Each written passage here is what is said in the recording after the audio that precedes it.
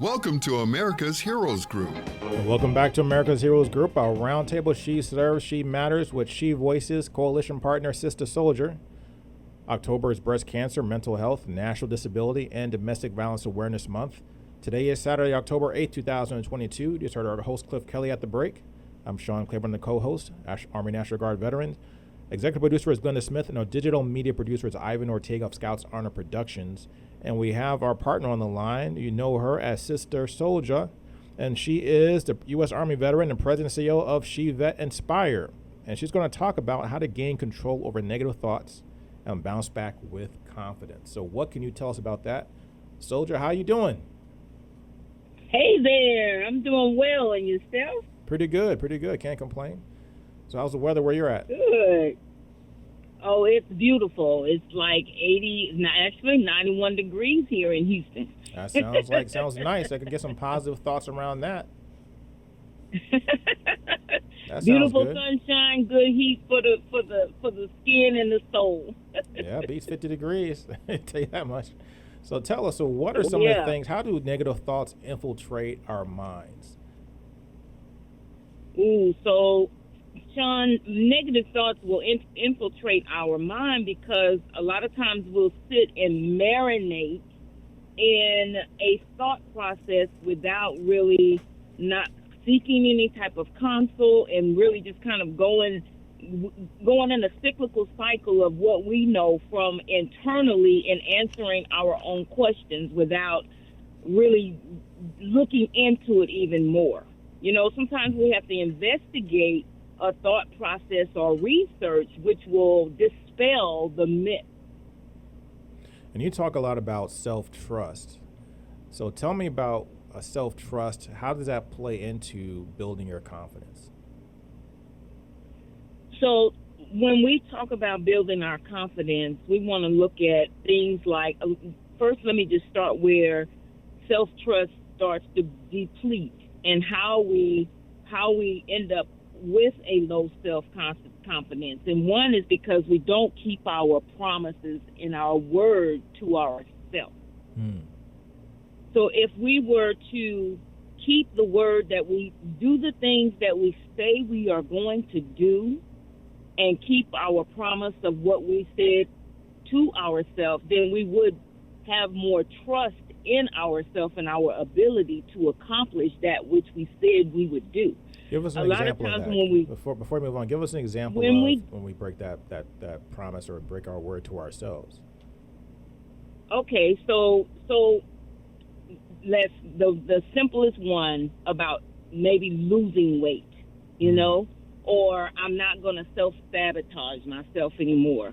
We say we're not going to do something, but we fail to put, or we neglect to put things in place that will help divert our decision-making process when it comes to doing that very thing. So if we said we're going to watch how we eat and really go for losing weight, we need to research. We need to see what type of foods that are healthy for us to eat. We need to buy those type of foods or time ourselves, like at nighttime, the amount of food that we're going to eat, the times of the day that we will eat. And a lot of times it's recommended to eat 5 times a day. And when we start that may be a lot to eat because we're so used to eating 3 large meals at one time. So in order to eat 5 meals a day, we have to break that down, like put a timer, put a certain time where we're supposed to eat that snack that kind of takes the place of that third meal in the middle of the day or between lunch and breakfast. Just maybe grab a fruit or something like that. So we have to put a plan in place that will remind us to do that. So when the day is over, we're not feeling like we're so guilty that we didn't follow the plan that we said we were going to do. And then we continue on the same track because we didn't do anything to change those patterns or those habits that we had and reform our thought process. And then we start to sabotage it. And it's just a cyclical thing. So to just keep going back and forth, and then we're no longer trusting ourselves because we didn't keep our word.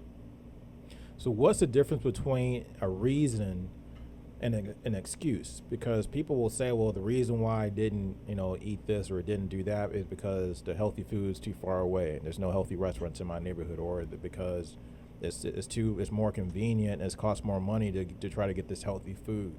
What's the difference between a reason, or when does a reason become an excuse?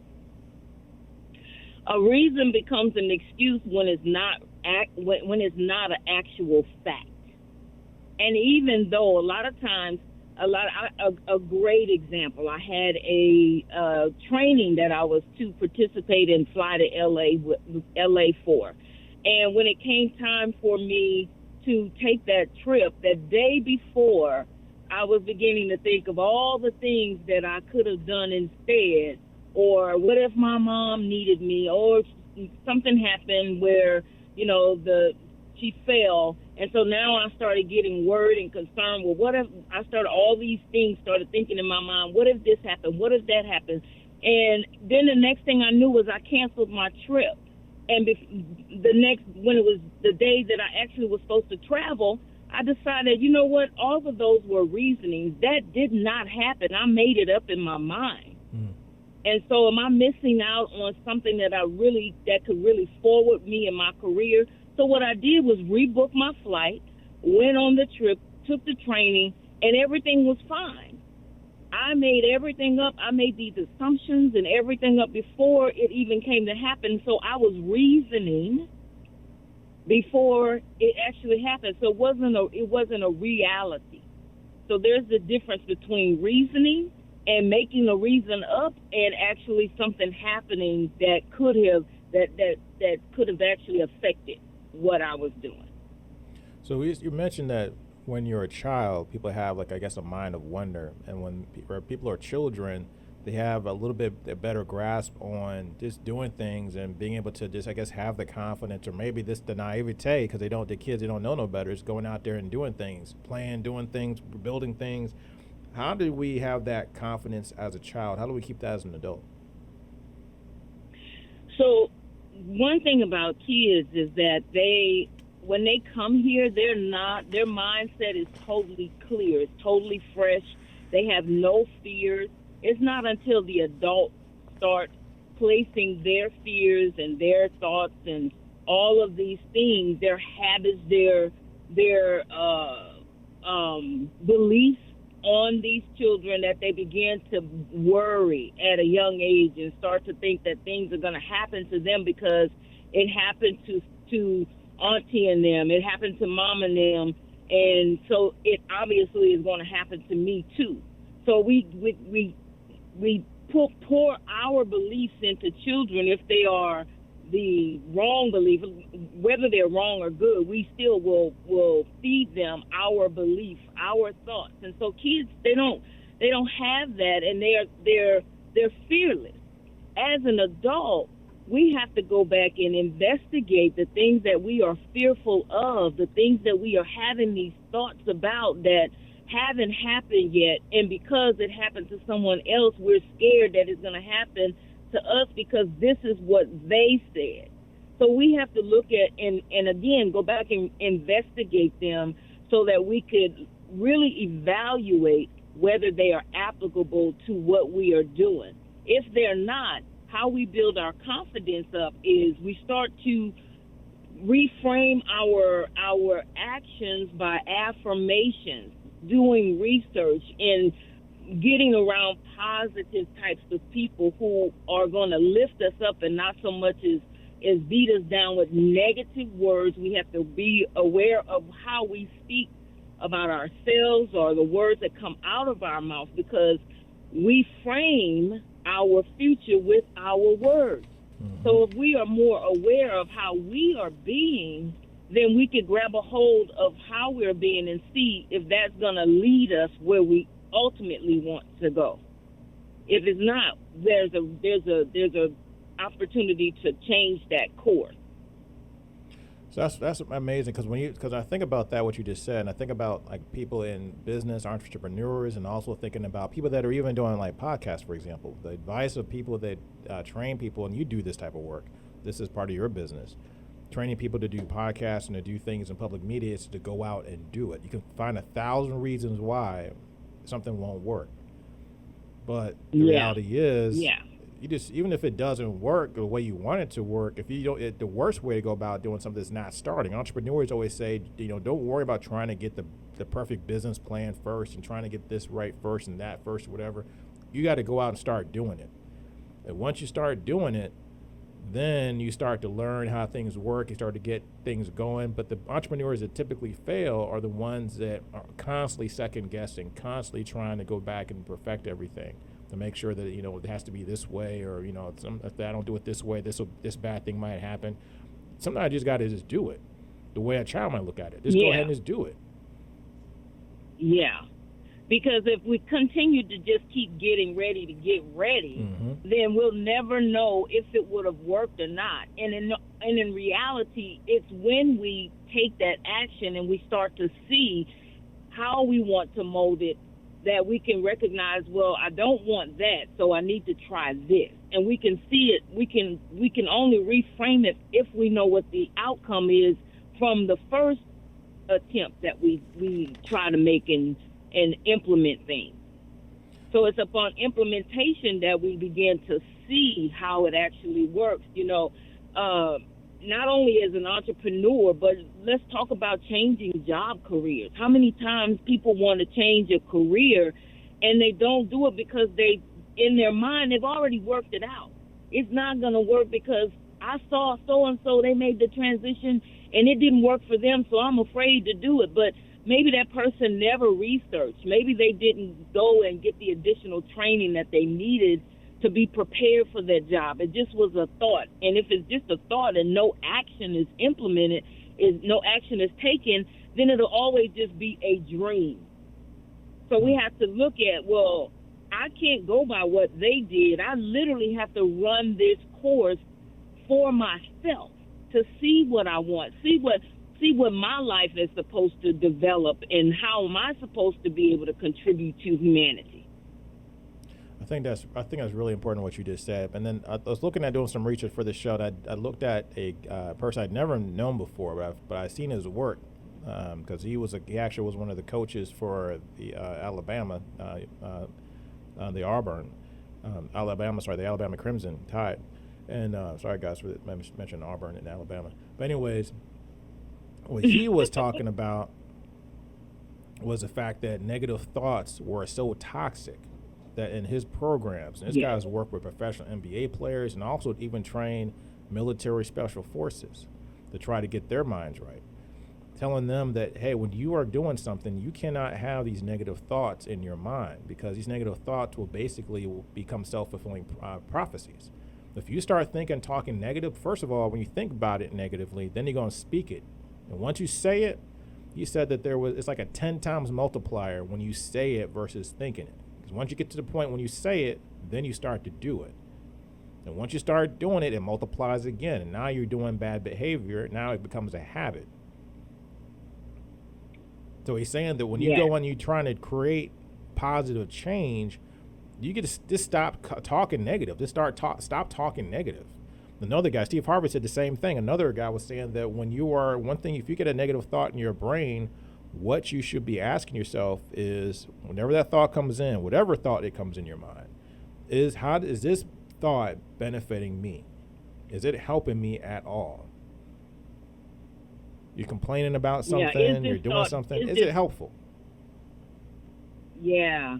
Is the thought benefiting me? Is it going to take me where I want to go? And not only that, where did I get this thought?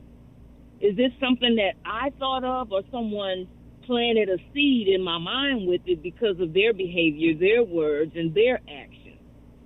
Where did it come from?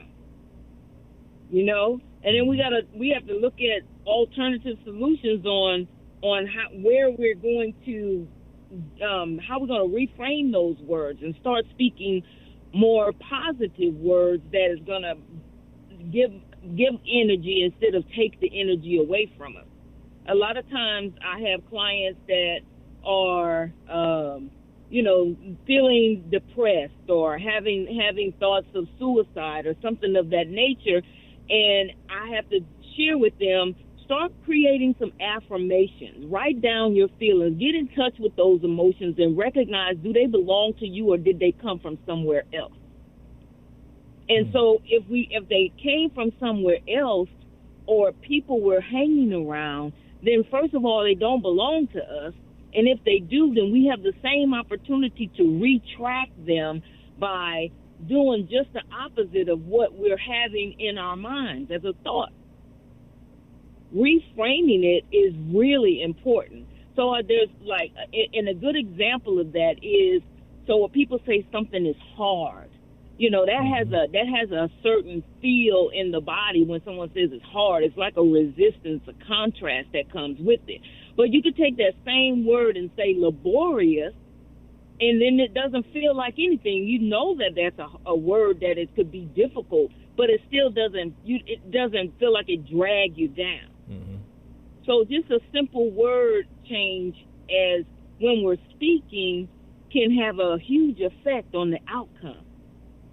I think that's so important too. You kind of touched on another area because the words that we're using, like you said, change the word from maybe hard to laborious. When I hear kids speak, I oftentimes try to correct kids. I know today that's like, you know, a cardinal sin to try to correct a child in his language or speech. But when the kids say, I can't do something, I tell them you should never use that word can't. Because you don't know what you can do unless you try. And if you fail, that's okay. It's okay to fail. Failure is going to bring you knowledge and wisdom. It's going to bring you character. It's going to get and actually help you learn how to win. You can't, that's like Aerosmith said, you got to lose to know how to win. Yeah. And one of the things that coming from the military, we're not trained to fail. Mm-hmm. And so we get hard on ourselves, especially after we transition, because it's like, I'm a failure. But failure is not a bad thing as people would make it to be, as you just stated. It's actually gaining experience and getting tools for the next thing. Mm-hmm. Because when we know what we don't want, we know what we do want. And we only know what we don't want if we give it a chance. If we try that thing and it doesn't work out quite the way we expected it to, then we know how we can change it, what we need to do differently the next time. But when we talk about transitioning our mind from feeling like we are a failure and looking at it to whereas, no, it just was a practice. It's something that's preparing me for what I'm supposed to be doing or the next way or a way to get it better, you know? And in that same note, like we learned in the military also, is that when you see an obstacle, don't just assume that it's insurmountable and you can't do it. It's kind of an offshoot that that train not to fail kind of a mentality, but figure out how it can be done. Don't focus on what can't work. Yes. Figure out the ways it might be able to work. If it doesn't work, try something else, try a different route. Do whatever you got to do to get around that obstacle, whether you got to go around it. Maybe the way that they told you, the mission you told you, the way they said to do it, maybe it may not work, might be a mistake. But if you from the experience that you might have, you might learn some stuff, and then the second go around, third go around, fifth go around, finally it might get done. It might be the sixth time or the seventh time. Maybe you've learned something totally different. And we have to take in consideration that when we are given a mission while we're serving, we have a team. Mm-hmm. We have people. Everyone knows their position. Everyone knows what they are to contribute. And so, therefore, failure is not an option. And we never fail. Mm-hmm. We never have anything that happens where the mission is not complete because they provide all of the tools. Mm-hmm. So when we are on our own, we're now trying to make everything happen like we are a team of one, but there are missing components because there's not someone working each individual part to make it work as a specialized project. So we have to give ourselves some grace and recognize that that's still not failure. It's just we are operating in a different manner, and we have to see it as a whole, but and bring together other people to help us accomplish that, or take it a little slower, and it still can get done. Veterans, people, make sure you build your team, build your army, build your force, build your squad, whatever you want to call it. So that way you can have success and do the things you need to do. Sister Soldier, it's always been a pleasure to talk to you and get some advice and get information and also to hear the things you've learned in your business. And also, She inspires. That is a great organization. We appreciate you. We appreciate you too. Thank you very much. Have a great weekend. This is America's Heroes Group. We'll be right